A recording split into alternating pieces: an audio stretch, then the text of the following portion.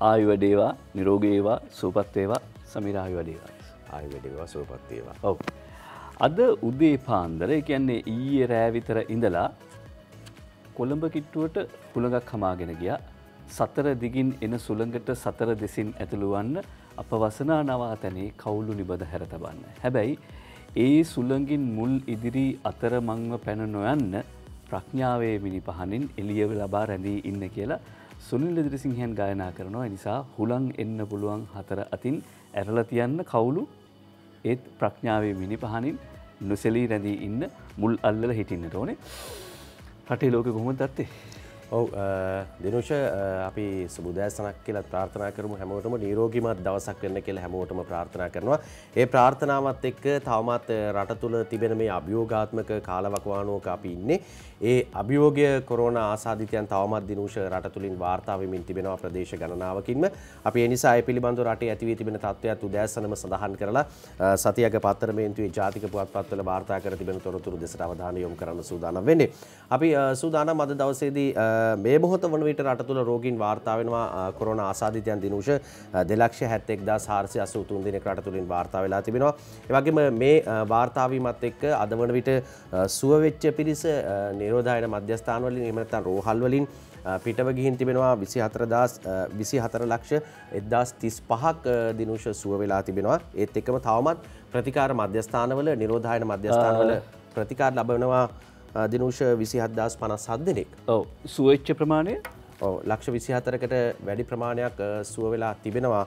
ඒ වගේම අලුතින් ඊයේ දවස් වන විට 1537 දෙනෙක් රෝගීන් වාර්තා වෙනවා ආසාදිතයන් හැටියට. ඒ වගේම මරණත් අවාසනාවන්ත ලෙස රට තුළ 3434 දෙනෙකු මරණයට පත් වෙලා තිබෙනවා. මෙන්න මේ තත්ත්වයක් එක්ක තමයි අපි ඔබට නිතර සඳහන් කරන්නේ පරිස්සමෙන් ඉන්න අපි සෞඛ්‍යාංශ ලබා දෙන ආරක්ෂකාංශ ලබා දෙන උපදෙස් පිළිපදිමින් නිරෝධායන නීතිවලට අනුගත වෙමින් ක්‍රියාත්මක වෙන්න ක්‍රියා කරන්න එවිටයි ඔබ වගකීම ඉටු කරන්නේ රටක් හැටියට. ඒ වගකීම ඉටු කරගන්න පුළුවන්කම ලැබුණොත් අපිට රටක් හැටියට යලි නැගී සිටින්නට පුළුවන්කම ලැබෙනවා. ඒ පරිවිඩි අපි උදෑසන ලබා දෙනවා. සමාවෙන්න සුවෙච්ච ප්‍රමාණය 2,41,035ක් වෙන්න ඕනේ. 2,41,035ක් ඔව් සමාවන්න.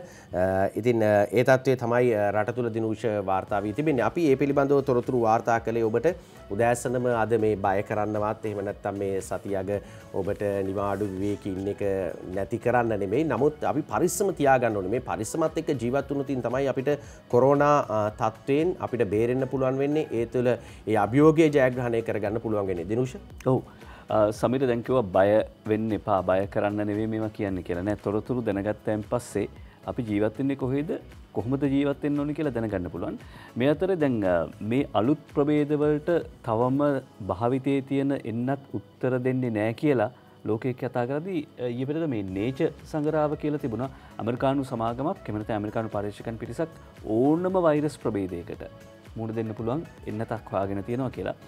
දැන් පැහැදිලි මෙතන තියෙන්නේ යුද්ධයක්. මේක ලෝක යුද්ධයක් හා සමානයි. මේක තුන්වන ලෝක යුද්ධයද කියලාත් හිතෙනවා.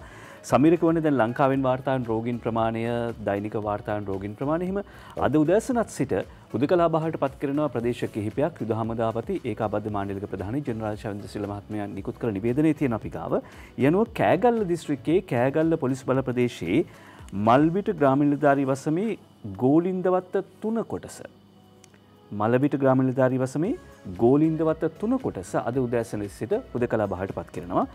හුදකලා භාවයට පත් කර තිබූ මෙන්න මේ කියන ප්‍රදේශය හුදකලා භාවයෙන් ඉවත් කරනවා. පුත්තලම දිස්ත්‍රික්කයේ මාදම්පේ පොලිස් බල ප්‍රදේශයේ මරක්කලගම ඊට පස්සේ ආරච්චිකට්ටුව පොලිස් බල ප්‍රදේශයේ කුරුක්කන්පානේ කුරුක්කුපානේ ප්‍රදේශයේ මාතර පොලිස් බල ප්‍රදේශයේ මාතර දිස්ත්‍රික්කයේ වැලිගම පොලිස් බල ප්‍රදේශයේ පැලෑන දකුණ හුදකලා භාවයෙන් ඉවත් කරනවා. යාපන දිස්ත්‍රික්කයේ කරවෙඩ්ඩි පොලිස් බල ප්‍රදේශයේ කරනවායි ප්‍රදේශය හුදකලා භාවයෙන් ඉවත් කරනවා. ඊළඟට කළුතර දිස්ත්‍රික්කයේ මතුගම පොලිස් බල ප්‍රදේශයේ මෙන්න මේ කියන වසම් දෙක හුදකලා භාවයෙන් ඉවත් කරනවා. යටදොළ නැගෙනහිර ග්‍රාමීය නිලධාරී වසමේ අබේතැන්නවත්ත ප්‍රධාන කොටස. ඒ වගේම යටදොළ නැගෙනහිර ග්‍රාමීය නිලධාරී වසමේ අබේතැන්නවත්ත ක්ලේ කොටස. මේ කියන කොටස් දෙක හුදකලා භාවයෙන් ඉවත් කරනවා. ඒ අනුව මතුගම කරවෙඩ්ඩි වැලිගම ආරච්චිකට්ටුව මාදම්පේ කියන පොලිස් වසම් වල ප්‍රදේශ 6ක් හුදකලා භාවයෙන් ඉවත් කරනවා. උදෑසන සිට කෑගල්ල දිස්ත්‍රික්කයේ කෑගල්ල පොලිස් බල ප්‍රදේශයේ මලවිට ග්‍රාම නිලධාරී වසමේ ගෝලින්දවත්ත අංක 3 කොටස හුදකලා භාවයට පත් කරනවා අද උදෑසන සිට. ජෙනරාල් චන්ද්‍රසීල මහත්මයා නිකුත් කරපු නිවේදනය අනුවයි අපි ඒ තොරතුරු කිව්වේ. රටේ ඔබට ඉස්සෙල්ලම ඒ තොරතුරු කියන්නේ ITN පත්තර මේන්තුවෙන්. හේතුව අපි කුකුලත් අතේ අරන් වෙනවනේ නේ. උදෑසන මෙන්න අපි දිනුෂ ඒ කාරණා ඒ විදිහට සඳහන් කරද්දී අපි හැමදාම සෙනසුරාදාට සතියග පත්තර මේන්තුව තුලින් ඔබ අපිට එවන පොතක් පිළිබඳව රටටම තොරතුරු වාර්තා කරනවා. අදත් ඒ විදිහටම අපිට පොතක් පිළිබඳව තොරතුරු වාර්තා කරන්න පුළුවන්කම ලැබෙනවා දිනුෂ. ඔව් සමීර මෙහෙම පටන් ගන්නම්. පොත මොකක්ද කියලා හඳුන්වා දෙන්න කලින් මේ සටහන ටිකක් අහගෙන ඉන්න අපි දෙන්නම කියවමු. අපි සියලු දෙනා කියවමු. 2004 දෙසැම්බර් 25 වෙනිදා ශ්‍රී ලංකාවේ ගාල්ලේ තල්පේ විජය බෙරළ. සාගර තුනක ජලය අපගේ පාමුල සංයෝග වෙද්දී හැන්දෑ යාමේ පුරහඳක් නැගීයේ. අරාබි මුහුදේ ඉන්දියන් සාගරේ හා බෙන්ගාල බොක්කේ ජලය එක්කෝ සුලි නගමින් පෙන පිඬ විසිරුණු හරිත වර්ණ අතුරුණුවක් මෙන් ගල්පර හා කොරල් පර මත හැපී බිදෙයි. ඒ ඊටාම ආනන්දනීය දවස්වලින් එකකි. ඒ ඊටාම ආනන්දනීය දවස්වලින් එකකි. මෝසම් වැසි සහිත මාස කිහිපයකට පසු පැහැදිලි අහස දියමැත්තේ දිදුලමින් වැල්ලේ පරාවර්තිත ආලෝකයේ ලක්ෂ සංඛ්‍යාත ස්පටික ගොන්නක් මෙන් අපවට අරංගනයකේදී. දැන් මේක හරියට පාරාදීසයක් පිළිබඳ කරන වර්ණනාවක් වගේ. නෑ මේ ගාල්ලේ උණවටුන විජය වෙරළේ ඉන්න විදේශිකයෙක්ට දැනෙන හැඟීම.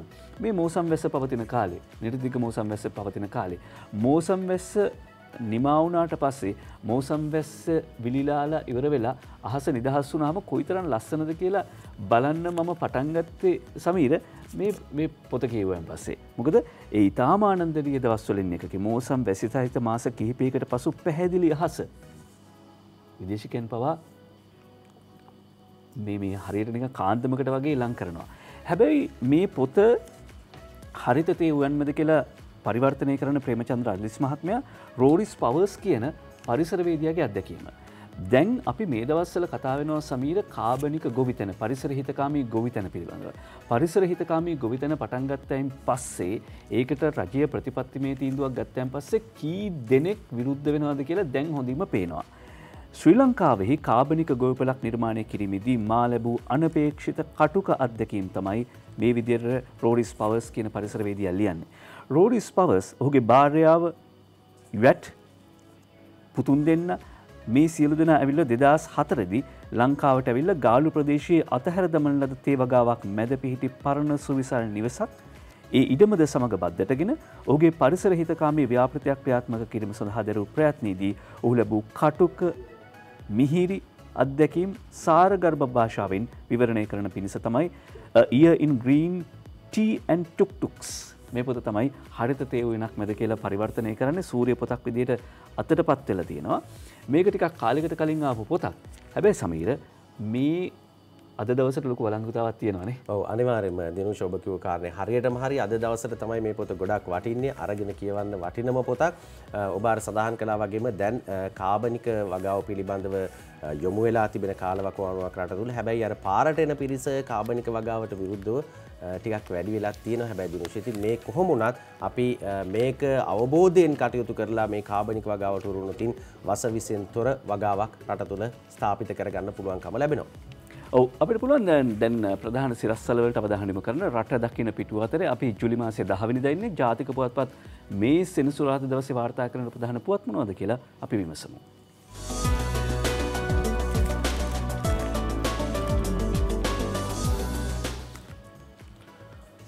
අපි ජාතික පුවත්පත්වල මුල් පිටුවේ වාර්තා කරන ප්‍රධාන සිරස්තලයේ දෙසට අවධානය යොමු කරන්න සූදානම් වන්නේ දිනමින පුවත්පතෙන් තෝරගන්නවා මුල්ම සිරස්තලය අපි වාර්තා කරන්න අද දවසේදී මේ ප්‍රවෘත්තිය වාර්තා කරන්නේ දිනමින ප්‍රධාන සිරස්තලයේ මේ විදිහට නිරෝධායන නීති කැඩුවොත් තරාතිරම නොබලා අත්අඩංගුවට ගන්නවා සරත් වීරසේකර අමාත්‍යවරයා කියන කතාව වාර්තා කර තිබෙන්නේ වර්ජන රැස්වීම් තහනම් කළේ සෞඛ්‍ය අධ්‍යක්ෂ නිරෝධායනය කරන්න කියන්නේ සෞඛ්‍යාංශ කියලා තමයි සඳහන් කර තිබෙන්නේ ප්‍රවෘත්තිය.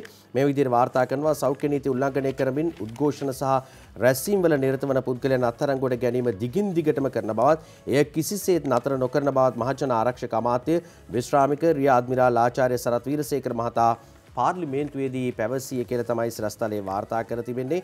ඒත් එක්කම කුමන තරාතිරමක පුද්ගලයෙකු වුණත් නිරෝධායන මාර්ගෝපදේශ කඩ කරමින් ඊට බාධා වන යම් දෙයක් කරන්නේ නම් පොලිසිය විසින් ඔවුන් අත්අඩංගුවටගෙන උසාවියට ඉදිරිපත් කිරීමට පියවර ගන්නා බව අමාත්‍යවරයා සඳහන් කළා කියලා තමයි මේ සිරස්තලයේ වාර්තා කරන්නේ. අපි දැක්කා පසුගිය දින කිහිපෙම දිනුෂ රට තුළ උද්ඝෝෂණ කිහිපයක් සිද්ධ වෙනවා. ඒ උද්ඝෝෂණ සිදු කරන තැන්වලට පොලිසිය ගිහිල්ලා යම් යම් ගැටලු සහගත තත්ත්වයන් නැති වෙන ආකාරයක් දැක්කා. මේ කෙසේ නමුත් නිරෝධායන නීති මේ සෞඛ්‍ය ආපදාවක් රට තුළ තිබෙන වෙලාවක මේ වගේ සිද්ධීන් වාර්තා වීමේදී එය සෞඛ්‍ය නීති රීති වලට අනුගත වෙමින් කරන්න ඕන කියලා තමයි සඳහන් තිබුණේ. නමුත් ඒවා උල්ලංඝනය කරමින් නිරෝධායන නීති සියල්ල උල්ලංඝනය කරමින් උද්ඝෝෂණය කරන ආකාරය තමයි අපි දැක්කේ. මීටරේ පරතරයක් මුවාවරණ පැනදීමක් මේ සියල්ල නැතිව උද්ඝෝෂණ කරනවා නම් මේ වෙලාවේ මිනිස්සුන්ගේ පැත්තෙන් කොයිතරම් දේවල් රජයක් හැටියට කරන්න උත්සාහ කළත් මෙහෙම කණ්ඩායමක් ඇවිල්ලා එක තැන එක්රොක් වෙලා කෑ ගහලා නැවත කොරෝනා ව්‍යාප්තියක් රට තුළ ආයිමත් උද්ඝෝෂණ පොකුරක් නිර්මාණය වෙන්න ඉඩ තිබෙන අලුත් අවුරුදු පොකුර මේ වගේ පොකුරු ගණනාවක් රට තුළ නිර්මාණය වුණා. ඉතින් ඒ නිසා මේ ගැන වඩා වැඩියෙන් සැලකිලිමත් වෙන්න කියලා තමයි අපිට කියන්න තියෙන්නේ. ඔව් මොකද lambda cases could be found at any time කියලා අද Daily Mirror පුවත්පතේ ප්‍රධාන සිරස්තලයේ ෂේන් ෆර්නෑන්ඩෝ පුල්ලේ වාර්තා කරනවා. lambda variant cases could be found at any time. මොන වෙලාවේ හොයාගන්න ලැබෙයිද මොන වෙලාවේ මතුවේද දන්නේ නැහැ කියලා සෞඛ්‍ය නියෝජ්‍ය අධ්‍යක්ෂ ජෙනරාල්වරයා හේමන්ත හේරත් මහත්මයා සඳහන් කරනවා. කොහොමුණත් එතුමා සඳහන් කරන්නේ the Director General of Health Services Dr. Hemant Herath said Sri Lanka has not yet reported any case of lambda variant. තවම නම් හම්බ වෙලා නැහැ මේ lambda ආසාදිතයෙක් එහෙම නැත්නම් lambda ප්‍රභේදය සහිත ආසාදිතයෙක්. ඒ වුණාට අපිට කියන්න බෑ මොන මොහොතක මේ විදිහ ආසාදිතයෙක් හමු වේද කියලා. මේ අතරේ විශේෂඥ වෛද්‍යවරුන්ගේ සංගමයේ පද්ම ගුණවර්ධන මහත්මිය සඳහන් කරනවා පද්ම ගුණවර්ධන විශේෂඥ වෛද්‍ය පද්ම ගුණවර්ධන මහත්මිය සඳහන් කරනවා ලංකා වෛද්‍ය සභාවේ පද්ම ගුණවර්ධන මහත්මිය විශේෂඥ වෛද්‍යවරිය සඳහන් කරනවා ලංකාවේ දැනට ක්‍රියාත්මක වන සෞඛ්‍ය නිරෝධායන නීති රීති අනුගමනය කිරීම ඉතාමත්ම වැදගත්. එතුමිය කියන විදිහට නම් lambda ප්‍රභේදයට වඩා බරපතල වෙන්නේ delta ප්‍රභේදය. The most dangerous virus at a present is delta, not lambda. lambda ප්‍රභේදය නෙවෙයි පේරු වලින් හොයාගෙන රටවල් 30ක විතර lambda ප්‍රභේදය පැතිරෙනවා කියනවා. හැබැයි විශේෂඥ වෛද්‍ය පද්ම ගුණවර්ධන මහත්මිය කියන්නේ lambda ප්‍රභේදයට වඩා delta ප්‍රභේදය බරපතලයි. ඒ නිසා ඒ ප්‍රභේදය දැනට ලංකාවේ ආසාදිතයන් හඳුනාගෙන තියෙනවා. යන්නේ තැන් ගමන් බිමන් හරි පරිස්සමෙන්නේ. ඔව් දිරුෂ දැන් ඩෙල්ටා ප්‍රභේදය නිසා තමයි අපේ අසල්වැසි ඉන්දියාව සම්පූර්ණයෙන්ම මේ සෞඛ්‍ය ගැටලුවකට මුහුණ දෙන්න සිද්ධ වුණේ ඩෙල්ටා ප්‍රභේදයත් එක්ක. ඒ නිසා දැන් විශේෂඥ වෛද්‍යවරු විවිධ මත පළ කරමින් ඉන්නවා. කොයි ප්‍රභේදය ආවත් ඊට මුහුණ දෙන්න අපි සූදානම් වෙන්න ඕනේ. මේ ප්‍රභේදයන් සියල්ල පරාජය කරන්න පුළුවන් වගකීම තියෙන දිනුෂ අපි අතරමයි. ඒ නිසා ඔබ එය කල්පනාවෙන් ඉටු කළොතින් මේ සියලු ප්‍රභේදයන් ජයග්‍රහණය කරගන්න අපිට පුළුවන්කම ලැබෙනවා. අපි ඊළඟ සිරස්තලයට යනවා. ඊළඟ සිරස්තලයේ වාර්තා කරන්නේ දිවයින වාර්තා කර තිබෙන ප්‍රධාන සිරස්තලයේ කොරෝනා සිද්ධීන් පිළිබඳව නොවේ දිනුෂ. තවත් ඛේදවාචකයක් පිළිබඳව මේ වාර්තා වෙන්නේ රට තුල සිදු වුණු අන්තර්ජාලය හරහා දැරිය විකිණීමේ සිද්ධිය. සිරස්තලයේ මිහින්තලයේ උපසභාපති වෛද්‍යවරයා සහ කෝටිපතියන් හඳුනා ගනී. අපි දැක්කා පසුගිය දින කිහිපෙම රටේ ආందోලනාත්මක ප්‍රවෘත්තියක් බවට පත් වුණා මේ කාරණේ පිළිබඳව අන්තර්ජාලය හලා දැරියක් බාල වයස්කාර දැරියක් විකිණීමේ සිද්ධිය පිළිබඳව ඒ වාර්තා කරනවා මේ විදිහට බාල වයස්කාර දැරියකට ලිංගික අපයෝජනය කිරීමේ චෝදනාව යටතේ අත්අඩංගුවටගෙන රක්ෂිත බන්ධනාගාරගත කර සිටියේදී හඳුනා ගැනීමේ පෙරට්ටුවකට ඉදිරිපත් කර තිබූ මිහින්තලේ ප්‍රාදේශීය සභාවේ උපසභාපතිවරයාත් හෘද රෝග විශේෂඥ වෛද්‍යවරයා සහ කෝටිපති මැණික් ව්‍යාපාරිකයෝ දෙදෙනා වින්දිත දැරිය විසින් ඊයේ හඳුනාගත්තා කියලා තමයි මේ ප්‍රවෘත්තිය වාර්තා කරන්නේ. එම හඳුනා ගැනීමේ පෙරටුව කොළඹ අතිරේක මහේස්ත්‍රාත් ප්‍රදීපා ලෝචනී අබේවික්‍රම වීරසිංහ මහත්මිය හමුවේදී පැවති අවස්ථාවේදී වින්දිත දැරිය විසින් එම සැකකරුවන් සිව් දෙනාවම ඉතා පහසුවෙන් හඳුනාගත්තා කියලා තමයි සඳහන් කර තිබෙන්නේ. ඉතින් මේ තොරතුරු අද දිවෙන වාර්තා කරනවා මේ පිළිබඳව හිතන්න රට කොයි තැනටද මේ මිනිස්සු මේ අරගෙන යන්න සූදානම් වෙන්නේ දිනුෂ. මේ පුංචි දරුවෙක් අපේ රටේ අනාගතේ බාර ගන්න ඉන්න දරුවන් මේ විදිහට අපයෝජනයට ලක් කරලා විනාශ කරන්නේ. මේ ටිකක් දැනුගත් පිරිසත් මේ අතර සිටීම කනගාටුදායක කාරණයක්. විශේෂඥ වෛද්‍යවරයෙක් මේ අතර සිටිනවා දිනුෂ. ඔවුන් අපි සලකන්නේ රටක මහා සම්පත් හැටියට. හැබැයි වෛද්‍යවරයෙක් මේ තැනට පත්වීම පිළිබඳවත් ගැටලු සහගත තත්ත්වයක් තියෙනවා. ඔව්. එක පැත්තකින් රටේ ටෙලිනාට්‍ය ටික දරුවෝ ටික ඔළුව නරක් කර දැන් අපි මේ ප්‍රවෘත්ති වාර්තා කරනින් ඉතිරි ටිකත් නරක් කරනවද කියලාත් ඔබට හිතෙන්න පුළුවන්. අද යනවා ඊට පස්සේ ලංකාදීප පුවත්පතේ ප්‍රධාන සිරස්තලයට සුජිත් හේවාජෝලිකේ තමයි ප්‍රධාන සිරස්තලයේ වාර්තා කරන්නේ පාර්ලිමේන්තු පළාත් සභා පළාත් පාලන ඡන්ද තුනම එක විදියට පවත්වන්න කියලා යෝජනා ඉල්ලීම් රැසක් ඉදිරිපත් කර තිබෙනවා කාරක සභාවට. යෝජනා ගලායි. මැතිවරණ නීති සංශෝධනය කිරීම සඳහා නිර්දේශ ඉදිරිපත් කිරීමට පත් කරන පාර්ලිමේන්තු විශේෂ කාරක සභාවට මේ දක්වා ලැබී ඇති යෝජනා අතර වැඩිම ප්‍රමාණයක් ඇත්තේ පාර්ලිමේන්තු පළාත් සභා සහ පළාත් පාලන මැතිවරණ තුනම එකම මැතිවරණ ක්‍රමයකට සහ එකම දිනයක පැවැත්විය යුතු යන්න යෝජනා බව කාරක සභාවේ ලේකම් පාර්ලිමේන්තුවේ නියෝජ්‍ය මහලේකම් නීතිඥ කුෂානි රෝහණදීර මහත්මිය සඳහන් කරනවා. රටේ පවතින ආර්ථික තත්ත්වයේ සැලකිල්ලට අරගෙන සියලු මැතිවරණ අඩු වියදමකින් පවත්වන්නයි යන යෝජනාද වැඩි වශයෙන් ඉදිරිපත්ව තිබෙන බව ඇය සඳහන් කරනවා. ඡන්දවලට යන වියදම ඇති ඔය ඡන්දවලින් එන සමහරු කරන වැඩ මිහින්තලින් පැත්තේ ආරංචි වෙනවනේ. ඡන්ද තුනම එක දවසක එක විදිහට තියන්න කියලා යෝජනා වැඩි ප්‍රමාණයක් ඉදිරිපත් වෙනවායි කියලායි ලංකාදීපයේ ප්‍රධාන සිරස්තලයේ හැටියට වාර්තා කරන්නේ. දිනුෂ අපිට ඊට පස්සේ ප්‍රධාන සිරස්තල වලින් පස්සේ අනු සිරස්තල දෙසට අපි අවධානය යොමු කරන්න සූදානම්. අපිට මේ ඩේලි නිවුස් පුවත්පතේ තියෙනවා ඡායාරූපයක්. ඩේලි නිවුස් පුවත්පතේ ඡායාරූපයක් තියෙනවා. ඡායාරූපය වාර්තා කරන්නේ හමුදා මාධ්‍ය අංශය තමයි වාර්තා කර සිටින්නේ. එන්නත් ටික බොහෝම අමාරුවෙන් ලබා ගත්තා. ගිය සති අන්ත වෙද්දී එන්නත් මිලියන 2ක් විතර වගේ ලැබිලා තිබුණා. එන්නත් ටික ලැබෙද්දී මෙන්න වැඩ වර්ජනයක් ආරම්භ වෙලා හදිස්සියෙම ඊට පස්සේ ජනාධිපතිතුමා ත්‍රිවිධ හමුදාවට උපදෙස් ලබා දෙනවා. යුද හමුදාපතිතුමා ජෙනරාල් චරන්ජිත් සිල්වා මහත්මයා හරිය ලස්සනට වැඩ ටික සැලසුම් කළා. මෙන්න අපේ රටේ රණවිරුවා කියලා කියන්නේ අවියක් අතදරා ගත්තා වුණත්, ගිනි අවියක් අතදරා ගත්තා වුණත් ඊටාම මානුෂීය හදවතක් තියෙන රණවිරුවෙක් කියන කාරණාව නැවත වතාවක් තහවුරු කරන ඡායාරූපයක් මේ තියෙන්නේ. දියත උයනේදී එහා මෙහා යන්න බැරි ටිකක් වයෝවෘද්ධ අම්මා කෙනෙක්ට ළඟට ගිහිල්ලා එන්නත විදින දර්ශනය මේ බලන්න. මේ තමයි අපේ හමුදාව. අපේ මානුෂීය හමුදාව. ඊට පස්සේ ලංකාදීප පුවත්පතෙන් වාර්තා කරන ප්‍රධාන සිරස්තලයකට යන්න පුළුවන් අපිට. ඩයනා උදයන්ගිනිගේ මේ වාර්තාව සමස්ත ජනගහනයෙන් වැඩි කොටසකට ලබන සැප්තැම්බර් වන විට එන්නත ලබා දෙන බව ජනාධිපති ගෝඨාභය රාජපක්ෂ මහත්මයා සඳහන් කරනවා. සමස්ත ජනගහනයෙන් වැඩි කොටසකට ලබන සැප්තැම්බර් වන විට එන්නත ඒ පිළිබඳව ඊයේ ස්වාධීන රූපවාහිනී ප්‍රවෘත්ති වාර්තා කළා. අපි එයත් කියන්න කැමති. හැබැයි ඊට කලින් තව ප්‍රවෘත්ති කීපයක් තියෙනවා මේකට අදාළ. ඔව් දිනුෂ දිනබිනත් ඔය ප්‍රවෘත්තිය වාර්තා කර තිබෙනවා ජනාධිපතිවරයා සඳහන් කරපු කාරණය පිළිබඳව සැලකිය යුතු ප්‍රතිශතයකට එන්නතදී ඇති නිසා ආර්ථික ක්‍රියාකාරකම් වලට වැඩි ඉඩක් දෙන්න කියලා තමයි ජනාධිපතිතුමා ඉල්ලීමක් කරන්නේ. නිලධාරීන්ට උපදෙස් ලබා දීලා තියෙනවා. නුවන් කොඩිකාර ලියන වාර්තාව දිනබින පුවත්පතට මේ වන විට සැලකිය යුතු ප්‍රතිශතයකට එන්නත්කරණය සිදු ඇති නිසා ආර්ථික ක්‍රියාකාරකම් වෙනුවෙන් වැඩි ඉඩක් දීමට අවශ්‍ය පියවර ගන්නා ලෙස ජනාධිපති ගෝඨාභය රාජපක්ෂ මහතා ඊයේ උපදෙස් ලබා දීලා තියෙනවා. ඒ අනුව සැප්තැම්බර් මාසයට පෙර සමස්ත ජනගහනයෙන් වැඩි ප්‍රතිශතයකට කොවිඩ් එන්නත දීම සඳහා ජනාධිපතිවරයා පුළුල් වැඩපිළිවෙලක් ඉදිරිපත් කරලා තිබෙනවා. කොවිඩ් පැතිරියාවේ අවධානම හඳුනාගෙන ඇති දිස්ත්‍රික්කයන්ට ප්‍රමුඛතාව දෙමින් ජුලි මාසය ඇතුළත ලැබෙන එන්නත් මාත්‍රා සංඛ්‍යාව ජනතාවට දීමට සැලසුම් කර තිබෙනවා කියලා තමයි සඳහන් කර තිබෙන්නේ. අපි මේ පිළිබඳව ඊයේ දවසේදී අපේ ස්වාධීන රූපවාහිනී ප්‍රවෘත්ති තුලින් ජනාධිපතිවරයා සඳහන් කරපු කාරණේ පිළිබඳව ඉදිරිපත් කළා. අපිට පුළුවන් දැන් දිනුෂ ජනාධිපතිවරයා සඳහන් කළ කාරණේ දෙසට අවධානය යොමු කරන්න. එන්නත්කරණය සහ ඉදිරි මෙහෙයුම් සම්බන්ධයෙන් කොවිඩ් මර්ධන විශේෂ කමිටු හමුව ජනාධිපති කාර්යාලයේදී පැවැත්වුණා. කොවිඩ් පැතිරයාමේ අවධානම හඳුනාගෙන ඇති දිස්ත්‍රික්කවලට ප්‍රමුඛතාවය ලබා දෙමින් ජූලි මාසය ඇතුළත ලැබෙන එන්නත් මාත්‍රා ජනතාවට ලබා දීමට සැලසුම් කර තිබෙනවා. ඒ අනුව බස්නාහිර පළාතේ වයස අවුරුදු 30ට වැඩි සියලු දෙනාට එන්නත් ලබා දීම මේ මාස 30 වෙනිදා වන විට අවසන් කළ යුතු බවටයි ජනාධිපති ගෝඨාභය රාජපක්ෂ මහතා මෙහිදී සඳහන් කළේ. බලන්න වෙනවා විශේෂයෙන්ම ආදායම් තත්ත්වය. දෙවැනි එක රැකියාවන්. රැකියාව නැති වෙච්ච විශාල සංඛ්‍යාවක් ඉන්නවා කොවිඩ් නිසා. ක්‍රමයෙන් මේ ඉකොනොමි එක හදා ගන්නට ඕනේ. ඒකයි අපි හුඟක් මහන්සි වුණේ මේ එන්නත් ප්‍රමාණය ගෙන්න ගන්න. එතකොට සිනෝෆාම් එකෙන් ජුලයි වල අපිට එන්න තියෙනවා තව 4 මිලියන්. ඒක ජුලයි 11th එනවා 2 මිලියන්. ඊට පස්සේ ජුලයි 28 වලට එනවා තව 2 මිලියන්. ඊළඟට මොඩර්නා 1 මිලියන් එනවා ජුලයි 15th. ඊට පස්සේ ඇස්ට්‍රාසෙනිකා 1.47 අපිට එනවා ජුලයි 19th. ඊට පස්සේ ෆයිසර් එනවා ජුලයි වල. මගේ ටාගට් එක තියෙන්නේ විශේෂයෙන්ම කොළඹ ගම්පහ කළුතර 30න් ඉහළ 100%ක් එන්නට දෙන්න මේ මාසේ. එතකොට අපිට කොළඹ වලට ඕන 100%ක් දෙන්න තව ලක්ෂ 2යි. 11 එන 2 මිලියන් වලින් ලක්ෂ 2ක් කොළඹට දෙනවා. 2 lakhs ගැහුවම මුළු කොළඹම 30න් ඉහළ 100%යි.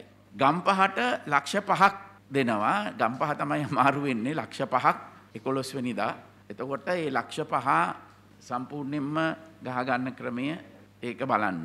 ඊළඟට කළුතර ටිකක් අමාරුයි ලක්ෂ 3ක්. එතකොට කළුතර හොඳට බලන්න වෙනවා ඒ ලක්ෂ 3 ගහන්න. ඒක ගැහුවම කොළඹ ගම්පහ කළුතර 30න් ඉහළ 100%ක්ම ඉවරයි. එතකොට එතන 1 මිලියන් යනවා. අනිත් 1 මිලියන් ගාල්ලට ලක්ෂයක්, මාතරට ලක්ෂයක්, හම්බන්තොටට ලක්ෂයක්, කුරුණෑගලට ලක්ෂ 2ක්, අනුරාධපුරයට ලක්ෂයක්, මාතලයට ලක්ෂයක්, නුවරඑළියට ලක්ෂයක්, රත්නපුරයට ලක්ෂයක්, බදුල්ලට ලක්ෂයක්. එතකොට 11ට එන මිලියන 2 හරි. කැන්ඩි වලට අපිට 1 මිලියන් හම්බ වෙනවනේ මොඩර්නා.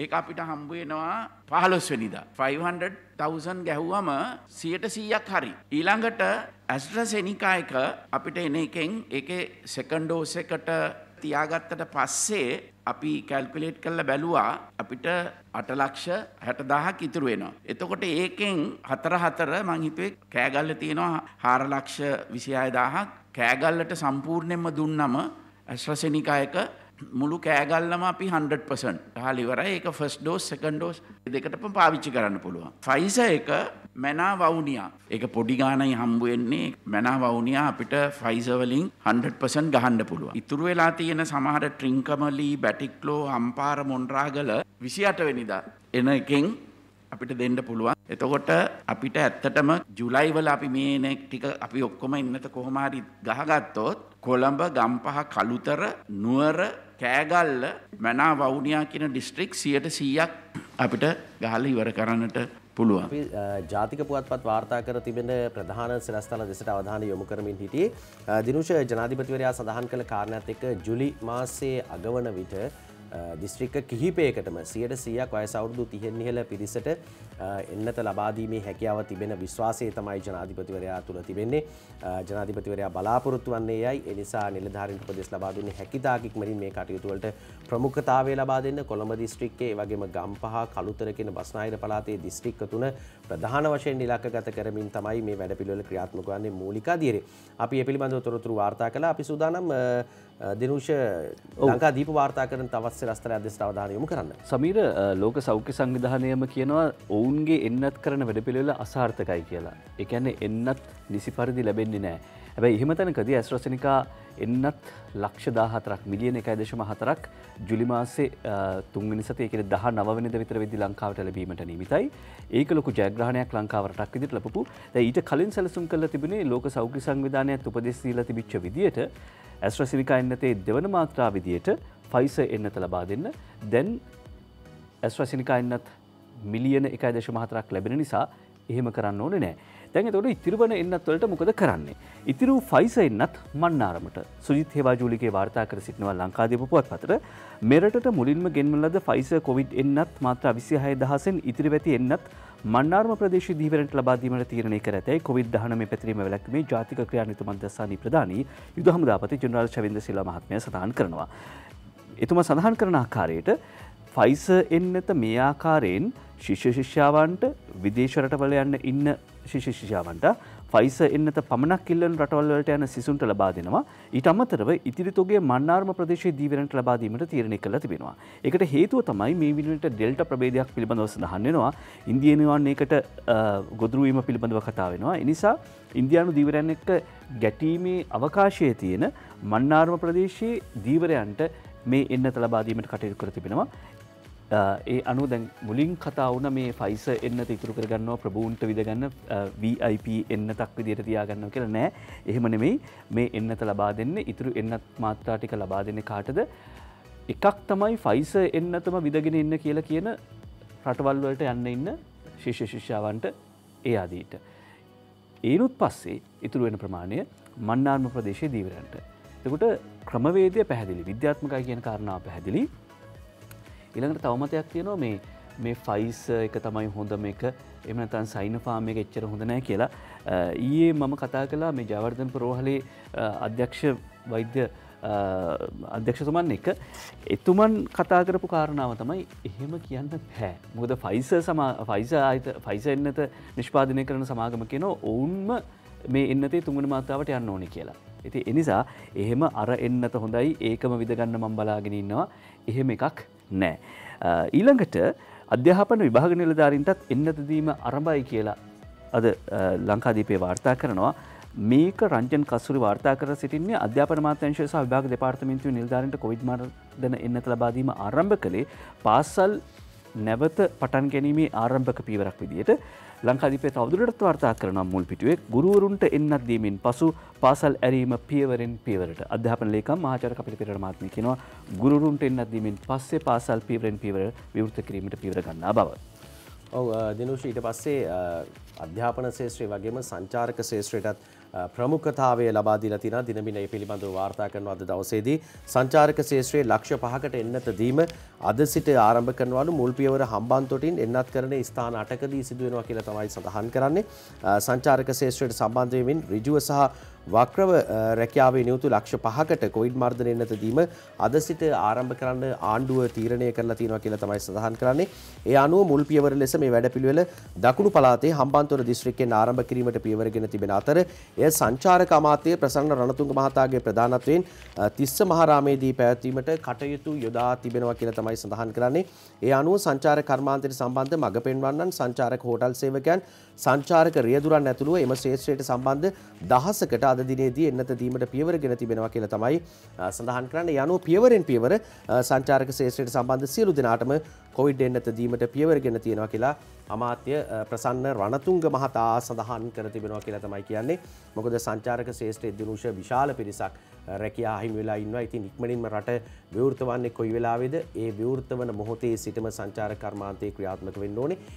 එහිදී අනිවාර්යෙන්ම අර ගුරුවරුන්ට එන්නත දෙනවා වගේම සංචාරක මඟ පෙන්වන්නම් මේ සංචාරක ශ්‍රේෂ්ඨයේ නියලි පිරිසට එන්නත ලබා දීලා තිබුණොත් ඔවුන්ටත් සුපුරුදු විදියට ඔවුන්ගේ රැකියා එක්ක නැවත මුහු වෙන්න පුළුවන් එකතු වන්න පුළුවන්කම ලැබෙනවා. ඔව්. තව පැත්තක් තමයි සමීර සමහරලාට පහුගිය දවස්වල කොවිඩ් ආසාදිතයන් වාර්තා වෙච්ච ගම් ප්‍රදේශවල ජනතාව චෝදනා කරා සමාජ මාධ්‍යවල එහෙම දැක්කා මේ අපේ ගමේ ෆැක්ටරි අරලා තියෙනවා. ඉතින් කොහොමද මේව පාලනය කරන්න කියලා. ඒකට හේතුව තමයි සෞඛ්‍ය නිරෝධා නීති රීති වලට අනුගතව කොහොම හරි කර්මාන්ත ශාලා පවත්වාගෙන යන්න ඕනේ. අපිට ඩොලර් හිඟයක් තියෙන වෙලාවක් ඩොලර් ලැබෙන්න තිච්ච සියලුම අවස්ථා ඇහිටලා තියෙන්නේ. එහෙම වෙලාවක ආයෝජන මණ්ඩලය යටතේ ක්‍රියාත්මක වන කර්මාන්ත ශාලා ආදී පවත්වාගෙන යන්න ඕනේ. ඒක ජීවත් වෙන උදවියට ජීවිකාව සොයාගන්න ඉඩක් දෙන්න ඕනේ. Over 60% investment zone employees vaccinated. 60%කට වඩා මේ ආයෝජන ප්‍රවර්ධන කලාපවල සේවය කරන සේවක සේවිකාවන් එන්නත් කරණයට ලක් කර ඇති බව ආයෝජන මණ්ඩලයේ සභාපති සංජය මොහොට්ටාල මහත්මයා සඳහන් කරනවා. ඒ විතරක් නෙවෙයි intermediate care center comprising 500 beds completed.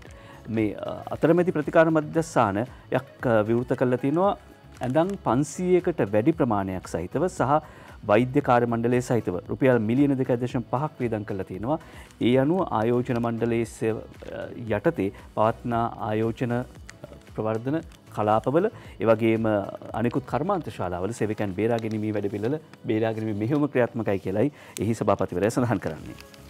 ඔව් දැන් දිනුෂ ඔය කාරණාත් එක්ක ඊළඟට අපිට ප්‍රධාන වශයෙන් කල්පනා කළ යුතු කාරණේ තමයි දැන් ගුරුවරුන්ට එන්නත ලබා දීලා පාසල් ඉක්මනින්ම විවෘත කරගන්න පාසල් යලි ආරම්භ කරන්න පුළුවන්කම තියෙනවාද කියන කාරණේ පිළිබඳව රජය වඩා වැඩි අවධානයෙන් ඉන්නවා. අපි දැක්කා අධ්‍යාපන අමාත්‍යරයත් මේ පිළිබඳව සඳහන් කරනවා ඉක්මනින්ම පාසල් යලි ආරම්භ කරන්න ඕන උත්සාහ කරනවා කියන කාරණේ. දැන් මේකත් එක්කම විභාග දෙකක් ළඟ ළඟ වෙනවා. එකක් තමයි ශිෂ්‍යත්ව විභාගය, අනිත් එක උසස් පෙළ විභාගය. දිනුෂ දැන් ශිෂ්‍යත්වයේ කරන දරුවෝ 4 වසරේ ඉඳලා මේ 5 ශ්‍රේණියේ අගෝස්තු මාසයේ තමයි සාමාන්‍ය ශිෂ්‍යත්ව විභාගය තියෙන්නේ. නමුත් දැන් වසරකට ආසන්න කාලයක් ඔවුන්ට පාසලට ගිහිල්ලා හරියට අධ්‍යාපනය ලබා ගන්න කඩින් කඩ තමයි පාසල පැවතුනා. මාසයක් තිබ්බා. ආයිමත් මේ දරුවන්ට ශිෂ්‍යත්ව විභාගයට කොයිතරම් පෙරලියක් සිදු කරන්න වෙනවද මේ දරුවෝ පහුගිය කාලවල අපි දැක්කා දරුවන්ට තිබෙන පීඩනය මේ සියල්ලත් එක්කම තමයි ශිෂ්‍යත්ව විභාගයට යන්නේ. හැබැයි දැන් ගෙදර ඉඳලා ඔන්ලයින් ක්‍රමයට අධ්‍යාපනය ලබලා ශිෂ්‍යත්ව විභාගයට මුහුණ දෙන්න සිද්ධ වෙලා තියෙනවා. මේ පිළිබඳව අද තොරතුරු වාර්තා කරනවා. 5 ශ්‍රේණියේ ශිෂ්‍යත්වය ඔක්තෝබර් 3 වෙනිදාට අරන් ගිහිල්ලා තියෙනවා. උසස් පෙළ 4 වෙනිදා ඉඳලා 31 වෙනිදා දක්වා තියෙනවා කියලා අධ්‍යාපන ලේකම්තුමා කියන කතාව. ඔහු සඳහන් කරනවා මේ විදිහට 2021 වසරේ 5 ශ්‍රේණියේ ශිෂ්‍යත්ව විභාගය ඔක්තෝබර් 3 වෙනිදා පැවැත්වෙන බව අධ්‍යාපන ලේකම් මහාචාර්ය කපිල පෙරේරා මහතා පවසයි කියලා. ඒ වගේම අපොස උසස් පෙළ විභාගය ඔක්තෝබර් 4 වෙනිදා ඉඳලා ඔක්තෝබර් 31 වෙනිදා දක්වා පැවැත්වීමට නියමිත බවත් අධ්‍යාපන ලේකම්වරයා සඳහන් කරලා තිබෙනවා. මීට පෙරත් මේ විභාග පැවැත්වීමට නියමිතව තිබුණේ මේ දිනවලමයි කියලා තමයි කියන්නේ. ඒ කියන්නේ වෙනසක් නැතුව ශිෂ්‍යත්ව විභාගය සහ උසස් පෙළ විභාගය පවත්වන්න අවශ්‍ය කටයුතු දැන් අධ්‍යාපන ලේකම්වරයා සඳහන් කරන ආකාරයට සිද්ධ වෙලා තියෙනවා කියන කාරණේ තමයි දිනමින වාර්තා කරලා තියෙන්නේ. ඒ කියන්නේ ඔක්තෝබර් මාසේ 3 වෙනිදා ශිෂ්‍යත්වය තියෙනවා 4 වෙනිදා උසස් පෙළ පටන් ගන්නවා. 4 වෙනිදා ඉඳලා 31 වෙනකන් උසස් පෙළ පටන් ගන්නවා. එතකොට දැන් මේ ජූලි මාසේ ජූලි අගෝස්තු සැප්තැම්බර් ඔක්තෝබර් මාස 3යි තියෙන්නේ. ශිෂ්‍යත්වය නම් කමන්නේ නැහැ ඉතින් නේද? උත්සාහ කළ බලමු. හැබැයි උසස් පෙළට මේ මාස 3 හරියට ප්ලෑන් කරලා සැලසුම් කරලා වැඩ කරොත් හොඳටම ඇතිනේ. ඔව් කාලය ඇති. ඉතින් අර අපි කියන වගේ ගොඩ යන්න පුළුවන් මාස 3ක් තියෙනවා. ඉතින් මේක තමන් අතේ තියෙන්නේ නේ දරුවන්ට හොඳ අවස්ථාවක් තියෙනවා. මේ අවස්ථාවෙන් ප්‍රයෝජන අරගන්න කියලා තමයි කියන්න තියෙන්නේ. ඔව් අර කවුද කියලා තියෙනවා මේ fail to plan to fail කියලා. කවුරු හරි සැලසුමක් සකස් කරන්න අසමත් නම් එයා අසමත් වෙන්න සැලසුම් කරන කෙනෙක්. fail to plan to fail. අපි යනවා ඩේලි මිරර් පුවත්පතට. ඩේලි මිරර් පුවත්පතට වාර්තාවක් ඡායාරූප වාර්තාවක් ගෙනවා ප්‍රදීප් දිල්රුක්හේන. ඒ අනුව මේ තමයි මේ දවස්වල සමගි ජන බලවේගයේ උද්ඝෝෂණ මාලාවක් පැවැත්වෙනවා. ඊයේ නිදහස් චතුරාස්‍රයේදී පැවැත්වුණා මාධ්‍ය මර්ධනයට එරෙහිව සහ උද්ඝෝෂණය කිරීම සඳහා ලබා දෙන ඉඩ ප්‍රස්ථා අවම කිරීමට විරෝධය පළ කරමින් තමයි මේ විරෝධතාව පැවැත්වුණේ. සුදු ඇඳගෙන තමයි ඇවිත් ඉන්නේ මේ විපක්ෂ නායක සජිත් ප්‍රේමදාස මහත්මයා වටේ කළු ඇඳගෙන පිරිසක් ඉන්නවා. මම බැලුවේ හොඳට බැලුවේ මේ සුදුයි කළුයි දෙකම ඇඳලා මේ විරෝධතාවය පළ කරන ආ පිරිසක්ද කියලා නෑ. එතුමාගේ ආරක්ෂක වළල්ල. ඒ ආරක්ෂක වළල්ල මැද ඉඳගෙන එතුමත් විරෝධතාව දක්වනවා. ඒ අද තෝරගත්තේ ඩේලි මිරර් පුවත්පතේ වාර්තා කරන ඡායාරූපය ආරක්ෂක වළල්ලක් මැද ඉඳලා එතුමා උද්ඝෝෂණ කරනවා. ඒ අතරේ අද දිනමින පුවත්පතේ තව පුවතක් පළ වෙනවා. ඔව් දිනමින අනුර කුමාර දිසානායක ජනතා විමුක්ති පෙරමුණේ නායකතුමා කියන කතාවක් තමයි අපි වාර්තා කරන්න සූදානම් වෙන්නේ දිනුෂ. අනුර කුමාර දිසානායක මහත්මයා වෙන්න මේ වගේ කතාවක් කියන උද්ඝෝෂකයන්ට අප ලැබුණත් බලෙන් නිරෝධායනය කරනවා කියලා තමයි කියන්නේ. උද්ඝෝෂණ නිරත වූවන්ට උසාවියේ නැපදී තිබියදී බලහත්කාරයෙන් නිරෝධායනට රැගෙන යාමින් ඔවුන්ගේ මූලික අයිතිවාසිකම් උල්ලංඝනය කිරීමට පොලිසිය කටයුතු කර ඇතැයි ජාතික ජන බලවේගයේ නායක අනුර කුමාර දිසානායක මහතා පාර්ලිමේන්තුවේදී සඳහන් කළා කියලා තමයි මේ වාර්තාව අරගෙන අවිල්ලා තියෙන්නේ. උද්ඝෝෂණයේ නිරත වූවන්ගේ මූලික අයිතිවාසිකම් කඩවී ඇති හේයින් මූලික අයිතිවාසිකම් පිළිබඳ නඩුවක් ගොනු කිරීමට බලාපොරොත්තු වෙනවා කියලා සඳහන් කරනවා. පාර්ලිමේන්තුවේදී මන්ත්‍රී අනුර කුමාර දිසානායක මහතා මේ බව සඳහන් කළේ උද්ඝෝෂණයේ නිරතව සිටි පිරිසක් අත්අඩංගුවට ගෙන ඇති බවත් ඒ සම්බන්ධයෙන් ආණ්ඩුවේ මතය පැහැදිලි කරන ලෙසත් ඊයේ පාර්ලිමේන්තුවේදී ඉල්ලා සිටිමින් කියලා තමයි දිනමින වාර්තා කර තිබෙන්නේ. ඉතින් උද්ඝෝෂකයන්ට අප ලැබුණට පස්සේ නිරෝධායනය කරන්න සිද්ධ වෙනවා. ඉතින් ඒක සාමාන්‍ය පොදු නීතිය. ඒ සඳහා ක්‍රියාත්මක වීමේදී තමයි අර ගැටලු සාගත තත්ත්වයක් ඇති වුණේ. අපි දැක්ක මාධ්‍ය පිළිබඳව වාර්තා කරනවා. උණුසුම් තත්ත්වයක් ඇති වෙලා තිබුණා. ඉතින් දිනුෂ ඒක ඒකට අනිත් පැත්තෙන් මහජන ආරක්ෂාව පිළිබඳ අමාත්‍ය රිය අද්මිරාල් ආචාර්ය සරත් වීරසේකර මහත්මයා උත්තර දෙනවා. ඩේලි මිරර් පුවත්පත වාර්තා කරන්නේ protesters sent for quarantine not by police but on advice of PHI. PHI මහතුරුන්ගේ උපදෙස් මත තමයි එහෙම යවන්නේ. නැතුව පොලිසිය කරන වැඩක් නෙවෙයි. පොලිසිය ඒ වැඩේ කරන්නේ PHI මහතුරුන්ගේ මහජන සෞඛ්‍ය පරීක්ෂකවරුන්ගේ උපදෙස් මත කියලා අමාත්‍ය සරත් වීරසේකර මහත්මයා ඊයේ පාර්ලිමේන්තුවේදී අර කියපු ප්‍රකාශයට උත්තර දුන්නා. ඔව් අපි ඒ සඳහන් කළේ ඩේලි මිරර් වාර්තා කර තිබුණු කාරණයක් පිළිබඳව. ඉතින් අපි මේ ප්‍රවෘත්තියත් එක්ක අපිට තවත් ප්‍රවෘත්ති ගණනාවක් තියෙනවා. පොලිසිය සඳහන් කරන කාරණා පොලිසිය නීති විරෝධී නිරෝධායන නීතිය කැලෑ නීතියක් කරගෙන කියලා සඳහනකුත් තියෙනවා. දිනමින පුවත්පත වාර්තා කළා දිනුෂ. ඒ පිළිබඳව සමගි ජන බලවේගයේ නායකතුමා කියන කතාව දිනමින වාර්තා කර තිබෙන්නේ. පොලිසිය නිරෝධායන නීතිය කැලෑ නීතියක් කරගෙන කියලා සජිත් ප්‍රේමදාස මහතා සඳහන් කරන කාරණේ දෙසට අපි අවධානය යොමු කරන්නේ. සෞඛ්‍ය බලධාරීන් විසින් ක්‍රියාත්මක කළ යුතු නිරෝධායන නීතිය පොලිසිය අතර ගනිමින් එය මෙරට කැලෑ නීතියක් බවට පත් කර තිබෙන බව විපක්ෂ නායක සජිත් ප්‍රේමදාස මහතා පාර්ලිමේන්තුවේදී සඳහන් කරපු කාරණය තමයි දිනමින වාර්තා කර තිබෙන්නේ. ඒ පිළිබඳව තොරතුරු වාර්තා කර තිබුණා සජිත් ප්‍රේමදාස මහත්මයා සම්බන්ධයෙන් වාර්තා කරන ප්‍රවෘත්ති අතරේ. ඔව්. දැන් ඊයේ පෙර දවසක සත්නායක පාර්ලිමේන්තු මන්ත්‍රීතුමා කිව්වා ඊළඟ ජනාධිපතිවරණයට පොදු අපේක්ෂකෙක් අපේ ඉදිරිපත් කරන්න ලෑස්තියි කියලා. අර්ජුන රණතුංග මහත්මයා අතර කියලා තුනා මමත් සුදුස්සෙක් 2015 මගෙන් තමයි ඉස්සෙල්ලම ඇහුවේ මාව තමයි දාන්න හිටියේ කියලා. මේ අතර අද ඩේලි මිරර් පුවත්පත වාර්තා කරනවා Naveen to form common opposition alliance. වාර්තා කරන යොහාන් පෙරේරා යනුව නවීන් දිසානායක හිටපු පාර්ලිමේන්තු මන්ත්‍රීවරයා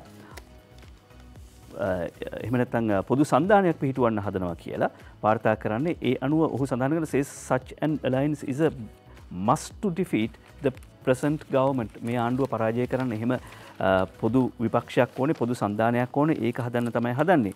ඒ අතරේ ඔහු කියනවා the country is not an individual property of Ranil Wickremesinghe Sajith Premadasa හෝ අනුර කුමාර දිසානායක. ඒක නිසා මේ රට කියලා කියන්නේ රනිල් වික්‍රමසිංහගේවත් සජිත් ප්‍රේමදාසගේවත් අනුර කුමාර දිසානායකගේවත් බූදලයක් නෙවෙයි. පෞද්ගලික බූදලයක් නෙවෙයි. ඒක නිසා මේ ආණ්ඩුව පළවා හරින්න අපි පොදු සන්ධානයක් හදන්න ඕනේ මේ රාජපක්ෂ සහෝදරවරු ඉවත් කරන්න. එහෙමයි නවීන් දිසානායක මන්ත්‍රීවරයා කියන්නේ. ඔහු සූදානම් පොදු සන්ධානයක් හදන්න. ඔව් දිනුෂ දැන් ඔබ කියපු කාරණය තිස්සත් නායක මහතා සඳහන් කරා පොදු අපේක්ෂකයෙක් අරගෙන එනවා කියලා. එතකොට ප්‍රශ්නාර්ථය ආවේ සජිත් ප්‍රේමදාස මහත්මයාට එක අවස්ථාවක්ද ලබා දෙන්නේ. දැන් පහුගිය අවස්ථාවේ තමයි ඔහු ඉදිරිපත් වුණේ ජනාධිපතිවරණයට. දැන් සජිත් ප්‍රේමදාස මහතා නම් සඳහන් කරේ ඔහු අනිවාර්යෙන්ම මොකද තිස්සත් නායක මහතා පසුගිය කාලවක වань කිව්වා අනිවාර්යෙන්ම අපේ අපේක්ෂකයා සජිත් ප්‍රේමදාස මහත්මයා කියලා. ඔය අතරේ තමයි හදිසියෙ එන්නේ සජිත් ප්‍රේමදාස මහත්මයා නැතුව වෙන කතාවක් පොදු අපේක්ෂකයෙක් එනවා කියලා.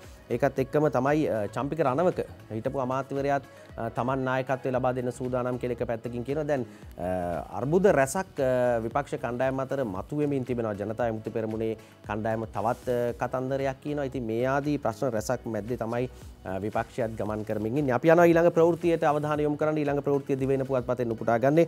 දිවයින වාර්තා කරනවා අලුත් ගැසට් එකෙහි බැසිල්ට දුන් විශේෂපත 3ක් යලිත් අගමැතිට කියලා තමයි ඉස්සරස්තලේ වාර්තා කරන්නේ. මුදල් අමාත්‍යවරයා වශයෙන් බැසිල් රාජපක්ෂ මහතා දිවුරුම් දීමත් සමග එම අමාත්‍යාංශයේ විශේෂපතයන් සංශෝධනය කරමින් නිකුත් කර ඇති විශේෂ ගැසට් නිවේදනය නැවත සංශෝධනය කර ඊයේ නව ගැසට් නිවේදනයක් නිකුත් කරා කියලා කියනවා.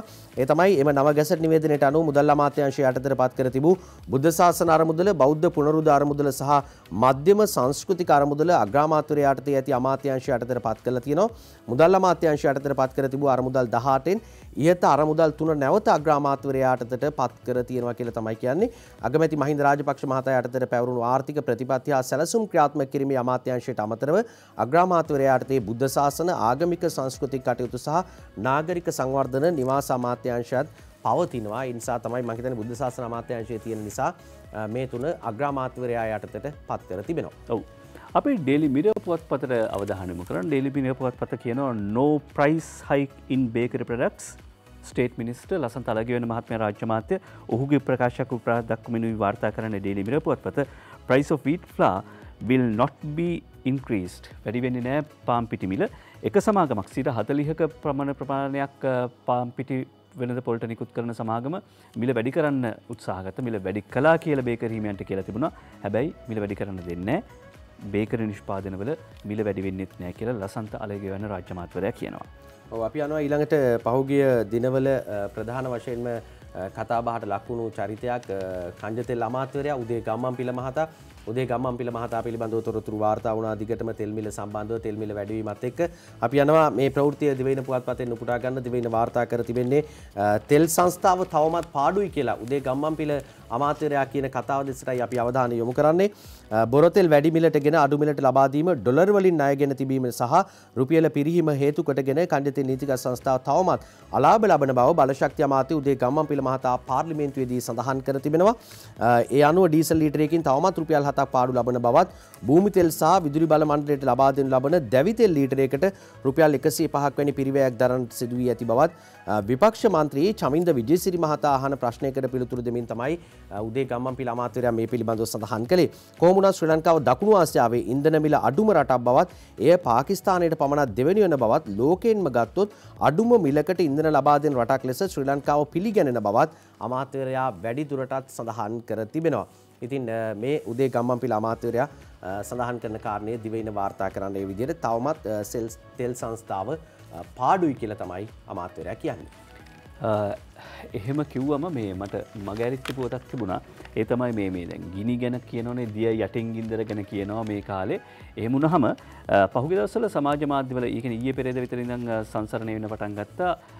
අගමැතිතුමයි රනිල් වික්‍රමසිංහ මහත්මයායි බොහොම කිට්ටුවෙන් කතා බහ කරමින් ඉන්නවා. ඒකත් එක්ක එක සිරස්තල පළ වෙලා තිබුණා. එක කොමෙන්ටු එහෙමත් පළ වෙලා තිබුණා. No secret decision between Ranil and MR එක්සත් ජාතික පක්ෂය කියනවා. යොහාන් පෙරේරා වාර්තා කරන්නේ ඩේලි මිරර් පුවත්පතට කිසිම රහස් සාකච්ඡාවක් නෙවෙයි. යාළුවෙකුගේ උපන්දින සාදයක් තිබුණේ. ඒකට ගිය හැබැයි මේකට 10 දෙනෙක් ඇවිල්ලා හිටියෙත් නැහැ කියන එකත් අවධාරණය කරන්න ඕනේ. මොකද නැත්තම් ඒක වෙන පැත්තකට යනවානේ. ඒ අතරේ ජාතික පුවත්පත් වාර්තා කරන පුවත් ගණනාවක් තියෙනවා. අපි යන්නේ ඊළඟට දොරින් දොරට කප්රුක වැඩසටහන පිළිබඳව වාර්තා කරන්න දිනවෙන පුවත්පතයි සඳහන් කරන්නේ දොරින් දොරට කප්රුක ජාතික වැඩසටහන ආරම්භ වෙනවලු දිරුෂ මේ විදිහට සඳහන් වෙනවා කිතුල් සහ තල්වගා ප්‍රවර්ධනය හා ආශ්‍රිත කාර්මික භාණ්ඩ නිෂ්පාදනය හා අපනයන විවිධාංගීකරණ රාජ්‍ය අමාත්‍යාංශයේ ක්‍රියාත්මක කරන දොරින් දොරට කප්රුක රට පුරා පොල් පැල ලක්ෂ 40ක් සිටුවීමේ ජාතික වැඩසටහන යටතේ විදේශ කටයුතු අමාත්‍ය සභානායක දිනේෂ් ගුණවර්ධන මහතාගේ ප්‍රධානත්වයෙන් ස්ථාන 6කදී අද ආරම්භ කරන කටයුතු කරලා තියෙනවලු රට පුරා පොල් පැල සිටුවීමේ සහ පැල බඳුන් ලබා දීමේ ජාතික වැඩසටහන යටතේ මහරගම මැතිවරණ කොට්ටාශයේදී ආරම්භ කරන මෙම වැඩසටහන ජනාධිපති ගෝඨාභය රාජපක්ෂ මහතාගේ සෞභාග්‍ය දැක්ම සංකල්පය අනුව වැවිලි අමාත්‍යාංශය යටතේ ක්‍රියාත්මක කරනවා කියලා තමයි සඳහන් කරන්නේ. ඒකත් එක්කම දැන් පොල් පැල ලක්ෂ 40ක් රට පුරා හිටවන්න එහෙම නැත්නම් පැල කරන්න රෝපණය කරන්න උත්සාහ කරද්දී ඊළඟට තවත් කාබනික වගාවත් එක්ක කාබනික විප්ලවයට සහයෝගය ලබා දෙන්න මහවැලියේ සවියක් වෙලා තිබෙනවා. මහවැලි අමාත්‍යාංශයේ සවියක් වුණා කියන කාරණේ තමයි මේ කියන්නේ. ඒකත් දිනමින වාර්තා කර තිබෙන ප්‍රවෘත්තියක් දිනුෂ මේ විදිහට වාර්තා වෙනවා. කාබනික විප්ලවයට මහවැලියෙන් සවියක් ග්ලිරිසීඩියා පැල ලක්ෂ 50ක් සිටුවීමේ වැඩසටහන ආරම්භ කරලා තියෙනවලු. රටේම කතාබහට ලක් වී ඇති කාබනික පොහොර නිෂ්පාදනය කිරීම සඳහා හොඳම ශාක මාධ්‍ය වන ග්ලිරිසීඩියා හෙවත් වැටමාර ශාක පැල මිලියන 5ක් රෝපණය කිරීමේ කටයුතු ආරම්භ කළ බව මහවැලි රාජ්‍ය අමාත්‍යතුමා සිරිපාල ගම්ලත් මහතා සඳහන් කර තිබෙනවා. ඉදිරියේදී මේ වගාව මහ පරිමාණයෙන් කිරීමෙන් රට පුරා ක්‍රියාත්මක වන කාබනික විප්ලවයට අනගි සහායක් මහවැලිය තුලින් ලබා දීම අරමුණ බව තමයි රාජ්‍ය අමාත්‍යවරයා සඳහන් කරන්නේ. සිරිපාල ගම්ලත් අමාත්‍යවරයා කියන කතාව ශ්‍රී ලංකා මහවැලි අධිකාරිය කලාපාශ්‍රිත ඇලවේලි සහ ජනාවාස පොදු යටිතල පහසුකම් සංවර්ධන රාජ්‍ය අමාත්‍යාංශය මගින් මේ වැඩපිළිවෙල ක්‍රියාත්මක කරනවා කියලා තමයි සඳහන් කරන්නේ. ඉතින් කාබනික වගාවට ශක්තියක් වෙන්න මහවැලියනොත් තව සවියක් වෙලා තියෙනවා. ඔය ග්ලිරිසීඩියා වැටමාර වැටහිරියා කියනවා ඇල්බීසියා කියලා කියනවා විවිධ නම් වලින් එක එක පළාත් වල හඳුන්වන ඔය ශාකය හොඳ යූරියා සපයන බෙහෙතක් පොහොරක්. ඒ නිසා වගා කරන එක වටිනවා. එහෙම රටේ මිනිස්සු වගා කරන්න පටන් ගනිද්දී රටේ භෝග වගාව විනාශ නොකර වහම රසායනික පොහොර ගෙන්වන්න කියලා වජිර අබේවර්ධන හිටපු පාර්ලිමේන්තු මන්ත්‍රීවරයා එක්සත් ජාතික පක්ෂයේ ප්‍රධානියා කියනවා සභාපතිවරයා අංජුල මහික වීරරත්නය වාර්තා කර සිටින්නේ රසායනික පොහොර නොමැතිකම නිසා මෙරට තේල් සහ අනික් වගාවන් විනාශ වෙලා රට දරිද්‍රතාවයකට තල් වෙන්න පුළුවන්. ඒක නිසා වහාම රසායනික පොහොර ගෙන්වන්න කියලයි එක්සත් ජාතික පක්ෂය වෙනුවෙන් ඒ ඉල්ලීම කරන්නේ. ඊට පස්සේ ශක්තියක් වෙන්න ඕනේ කොයි වගේ අවස්ථාවලදී මේ රට කෘතවේදී රටක්. ඒ අනුව යුද්ධෙදී ඇස්සිස් මස්ලේ දන් දීපු රණවිරුවන්ව ආරක්ෂා කරගත්ත විරුපුතුන් තම පුතුන්සේ බලා ගන්න රටක්. අද ඩේලි නිවුස් පුවත්පත වාර්තාවක් ගෙනෙනවා සේවා වනිතා a tower of strength for brave heroes of motherlands. ලංකාවේ කියන්නේ මෙහිමින තමයි ශ්‍රී ලාංකේය මාතෘභූමිය බේරගත් අභිමානවත් රණවිරුවන්ට ශක්තියක් වන සේවා වනිතා යුද හමුදා සේවා වනිතා සංවිධානය පිළිබඳව ජනාධිපති ආර්යා අයෝමා රාජපක්ෂ මහත්මිය සහ සේවා වනිතා සභාපතිනිය සුජීවා නිල්සන් මහත්මිය ප්‍රමුඛව ඉටු කරන කාර්යභාරය පිළිබඳ විශේෂයෙන්ම සෞඛ්‍ය ප්‍රවර්ධනය රණවිරුවන්ගේ එවැගේම යහපත් ජීවන තත්ත්වය තහවුරු කිරීම සඳහා ක්‍රියාත්මක කරන වැඩපිළිවෙල පිළිබඳව මේ ලිපියෙන් පෙන්වා දෙනවා රණවිරුවන්ට අභිමානවත් රණවිරුවන්ට දිරි දෙන සේවා වනිතාව. දිනුෂ අපි ඊළඟට ඉක්මනටම වාර්තා කරනවා තව ප්‍රවෘත්තියක්. ඒ තමයි දිනමින වාර්තා කර තිබෙන ප්‍රවෘත්ති අතරේ මේ නැව ගිනිගත් නැව පිළිබඳව තොරතුරු වාර්තා වෙනවා. පහුගිය දිනවල කතා වුණා. දැන් මේ නැවට මොකද්ද වෙලා තියෙන කාරණේ පිළිබඳව උන් සඳහන් කරනවා. එක්ස්ප්‍රස් පර්ල් ගින්නට අදාළ හාබර් මාස්ටර් දත්ත මැකිලා CID තමයි උසාවියට මේ ගැන කියලා තියෙන්නේ. එක්ස්ප්‍රස් පර්ල් නෞකාවේ ගිනි ගැනීමේ සිද්ධියට අදාළව කොළඹ වරායේ හාබර් මාස්ටර් සංනිවේදන උපකරණයේ දත්ත ගබඩාවේ දත්ත නැති බවට රහස් පොලිසිය ඊයේ කොළඹ අතිරේක මහේස්ත්‍රාත් ලෝචනී අබේවික්‍රම මහත්මිය හමුවේ දැනුවත් කරා කියලා තමයි සඳහන් වෙන්නේ. ඒකත් එක්කම දැන් මේ නැවෙන් ලැබුණු වන්දිය මොකද්ද? මේකෙන් අපේ සමුද්‍ර පරිසරයට විශාල හානියක් සිද්ධ වුණා. මේ නිසා මේ හානියට ලැබුණු වන්දි මොකද්ද උනේ කියන කාරණයක් සමාජයේ කතා බහ වෙනවා. ඒ ගැන අලි සබ්රි අමාත්‍යවරයා සඳහන් කර තිබෙනවා දිනමින පුවත්පතේ නැවෙන් වූ හානියට ලැබුණු ඩොලර් මිලියන 40 සම්පූර්ණ වන්දියම නෙමෙයි කියලා තමයි අමාත්‍යවරයා කියන්නේ. එක්ස්ප්‍රස් පර්ල් නෞකාවේ ගින්න හේතුවෙන් හානිය සඳහා දෙන ඇමරිකානු ඩොලර් මිලියන 40ක වන්දිය සම්පූර්ණ වන්දිය නොවන බවත් නීතිපතිවරයාගේ උපදෙස් මත මේ පළමු අතුරු හිමිකමක් ලෙස ගන්නා බවත් අධිකරණ අමාත්‍ය ජනාධිපති නීතිඥ අලි සබ්රි මහතා පාර්ලිමේන්තුවේදී සඳහන් කර තිබෙනවා. අර එක්ස්ප්‍රස් පර්ල් නැවේ ගින්නට දාල දත්ත එහෙම මැකෙන්නේ කරිච්චරද එහෙම දැන් ඕව දත්ත ගබඩාවෙන්නෙත් මේ වගේ අනතුරක් අවස්ථාවකදී ප්‍රයෝජනට ගන්න. ඉතින් එහෙම අවස්ථාවකදී ප්‍රයෝජන ගන්න බැරි නම් මොකද? රහස් පොලිසියට තව වැඩක් තියෙනවා කොහොමද මේ මැකුණේ කියලාත් හොයන්න. අපි බලමු ඉස්සරහ දවස්වල අපිට වාර්තා කරන්න පුළුවන් වෙයි කියලා. ඔය අතරේ දැන් පරිසරය ගැන කතා කරපු නිසා ඕස්ට්‍රියාවේ විද්‍යාඥයන්ගෙන් ප්ලාස්ටික් දිරවන ක්‍රමයක් අලුත් ක්‍රමයක් හොයාගෙන තිබෙනවා. ඕස්ට්‍රියාවේ විද්‍යාඥයින් පිරිසක් ලංකාදීප පුවත්පතයි වාර්තා කර සිටින්නේ. මේක ගවයන්ගේ ආමාශයේ තියෙන බැක්ටීරියාවක් ආශ්‍රයෙන් තමයි කරන්නේ. ගවයන්ගේ ආමාශයේ තියෙන බැක්ටීරියා ආශ්‍රයෙන් තමයි ප්ලාස්ටික් දිරවන. සාමාන්‍යයෙන් කියන්නේ ලන්ච් ෂීට් වගේ දේවල් අවුරුදු 500ක් 1000ක් විතර යනවා කියලා විනාශ වෙන්න. හැබැයි මේ ගවයන්ගේ ආමාශයේ තියෙන බැක්ටීරියාවක් ආශ්‍රයෙන් මේ ලන්ච් ෂීට් වගේ පොලිතින් වර්ග ඉක්මනින්ම ජීර්ණය කරන්න පුළුවන් ක්‍රමවේදයක් හඳුනාගෙන තියෙනවලු. ඒ කියන්නේ එහෙමනම් අපේ වගාවන් වලට ගොම පොහොර දාන එක කොයිතරම් ප්‍රායෝගිකද? හිතලා බලන්න වෙනවානේ. දිනුෂ අපි ඊළඟට දැන් දිවයින වාර්තා කරන තව සිරස්තලයකට අවධානය යොමු කරන්නේ පළමු කාර්තුවේදී 4.3% ආර්ථික වර්ධනයක් සිදු වෙලා කියලා තමයි කියන්නේ මේ ප්‍රවෘත්තිය දිවයින වාර්තා කර තිබෙන්නේ මේ වසරේ 2021 පළමු කාර්තුවේදී ශ්‍රී ලංකා ආර්ථිකයේ 4.3%කින් වර්ධනය වී ඇතැයි ජනලේඛන හා සංඛ්‍යාලේඛන දෙපාර්තමේන්තුව පවසයි කියලා තමයි සඳහන් කර තිබෙන්නේ 2021 පළමු කාර්තුවට අදාළ ආර්ථික වර්ධනය පිළිබඳ දත්ත ඊයේ නිල වශයෙන් ප්‍රකාශයට පත් කරමින් එම දෙපාර්තමේන්තුව මේ බව සඳහන් කර තිබෙනවා. ආර්ථිකයේ වර්ධනයේ වේගයක් සිදු වුණා කියලා කාරණය තමයි මේ වාර්තා කරන්නේ දිවයින පුවත්පත ගෙනෙන ප්‍රවෘත්තිය. ඔය වගේ ප්‍රවෘත්ති වලට කාටුන් සෑහෙන ඇඳෙයි. අද නම් ඉඳලා නැහැ. අපි කාටුන් බලමු.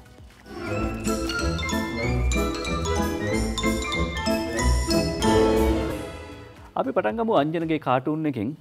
අංජනගේ කාටුන් එකෙන් පටන් ගමු. දිනමින පුවත්පතේ තමයි අංජන මේ පොකට් කාටුන් එක අඳින්නේ. උද්ඝෝෂකයින් වෙනුවෙන් සමගි ජන බලවේගයත් පෙනී ඉන්නවලු. එක්සත් ජාතික පක්ෂයත් පෙනී ඉන්නවලු. ඒකෙන් කවුරු දිනයිද? උද්ඝෝෂක වෙනුවෙන් පෙනී ඉන්නවලු ඒ දෙගොල්ලම. ඒකෙන් කවුද දිනන්නේ? අපි යනවා ඊළඟට දාස අඳින ස්වාරිස් කාටුන් එක ලංකාදීප පුවත්පත ගෙනෙන්නේ. ලංකාදීපට ඇඳලා තියෙන කාටුන් එක දාස මේ විදිහට කියනවා පොලිසියේ මහත්තයෙක් වගේ කෙනෙක් තමයි ඉන්නේ බලන්න පොඩ්ඩක් මොකද්ද කරන්න හදන්නේ කියලා. පොලිසිය කෙනා කියනවා සාමාන්‍ය වැසියට උද්ඝෝෂණ වලින් කොරෝනා වැඩි වෙන්න පුළුවන් කියලා. ඒතර අනිත් එක්කෙනා අහනවා එතකොට සෑර් කිරිබත් කාලා රතිඤ්ඤා පත්තු කළාට කමක් නැද්ද කියලා. කිරිබත් කාලා රතිඤ්ඤා පත්තු කළාට කොරෝනා හැදෙන්නේ නැද්ද කියලා තමයි මේ අහන්නේ. දීපල්ලක උත්තර මෙන්න කඩයක් තියෙනවා. මේ කඩේ අපි කියමුකෝ නිකන් UNP හෝටලේ කියලා වගේ එකක්. UNP හෝටලේ. මේකේ කස්ටමර් එක්කෙනා ඒ රනිල් වික්‍රමසිංහ මහත්තයා මුදලාලිත් රනිල් වික්‍රමසිංහ මහත්තයා තේ හදන්නෙත් රනිල් වික්‍රමසිංහ මහත්තයා. දාසට පේන හැටි. ඔන්න කස්ටමර් ගිහිල්ලා ප්ලේන් ටිකක් දාන්න. ඊට පස්සේ මුදලාලි කියනවා ළමයා ප්ලේන් ටිකක් දාන්න. එහෙන් බැලුවාම ප්ලේන් ටික දාන්න ඉන්නේ කවුද? අනේ අර එකම රනිල් වික්‍රමසිංහ මහත්තයාම තමයි. ඉතින් ඒ එක්සත් ජාතික පක්ෂයට වෙච්ච දේ පේන විදිය. අපි යනවා ඊළඟට මේ ඉන්න දෙන්න පොඩ්ඩක් බලන්න කවුද කියලා මේ තෙල් සම්බන්ධව අපේ අමාත්‍යවරයා උදේ ගම්මන්පිල මහත්මයා මුදල් අමාත්‍යවරයාව අතින් අල්ලගෙන කොහෙටද එක්කන් යන්නේ කියලා පේනවා ඇති. ඉතින් මේක මෙයා බස්සලම පටන් ගමු කියලා තමයි කියන්නේ. ඒ කියන්නේ තෙල් මිල අඩු කරලම බැසිල් අමාත්‍යවරයාට කියනවා වැඩේ පටන් ගමු කියලා. රටේ මුල්ලේ මුදන්නායක කවි දෙකක් ලියනවා ඇත්ත නැත්ත. දිනමින පුවත්පතට.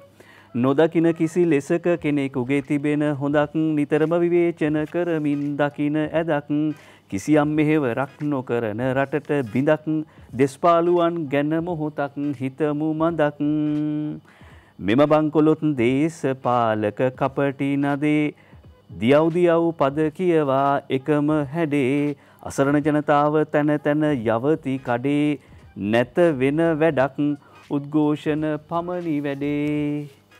අපි ඊට පස්සේ ශ්‍රීකාන්තගේ ශ්‍රී දූපත කාටුන් එකකට අපිට යන්න පුළුවන් දිනූෂ. මේක නම් ටිකක් පහුගිය දිනවලදී කතා වුණු කෙනෙක් අමාත්‍යවරය පිළිබඳව එන කතාවක් එක්ක තියෙන්නේ. දෙන්නෙක් කතා වෙනවා ශ්‍රීකාන්තගේ ශ්‍රී දූපත පොඩ්ඩක් බලන්න. නිරෝධායන බස් එකක යන ගමන් තවත් කාන්තාවක් වීරසේකරගෙන් ඇඳුම් ඉල්ලනවා සර් කියලා තියෙනවා. ඉල්ලපු ගමන් ඇඳුම් ගෙනත් දෙන්න එයා පියුමි හංසමාලිද බං කියලා අහනවා. චමෝත් පද්මශ්‍රී ඇඳනවා අඳිල්ලක් ලියනවා ලිවිල්ලක් විපක්ෂයේ ඉන්නකොට දේශීය සම්පත් රකින්නවා ආණ්ඩුවට ගියහම ඒවා විකුණනවා කියලා කිරියල්ල කියනවා. කටබොරු කිව්වට දිවබොරු කියන්නේ නැහැ කියන්නේ ඔන්න ඔය වගේ කතා වලට තමයි. අපි යනවා ඊළඟට ජයන්ත වික්‍රමසිංහගේ Facebook කාටුන් එකට.